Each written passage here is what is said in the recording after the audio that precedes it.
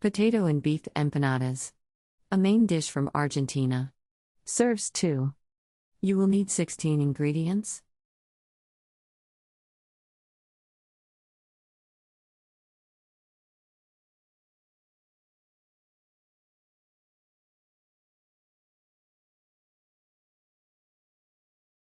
Step 1. For filling, this can be made in advance and refrigerated until ready to use.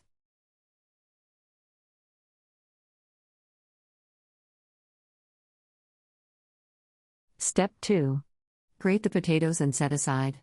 In a large skillet, heat the olive oil. Add the ground beef and brown, breaking up as it cooks.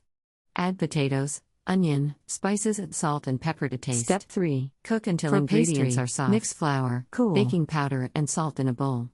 Cut in shortening and butter until mixture resembles a course meal. Add enough cold water for the dough to come together and form a ball. Knead until smooth. Preheat oven to 400 degrees Fahrenheit. On a lightly floured board, roll pastry to 1/8 inch thickness. Using a 5 to 6 inch cutter, punch out rounds. Spoon about 2 tablespoons of the filling in center of countries, each. Travel. Fold pastry in half and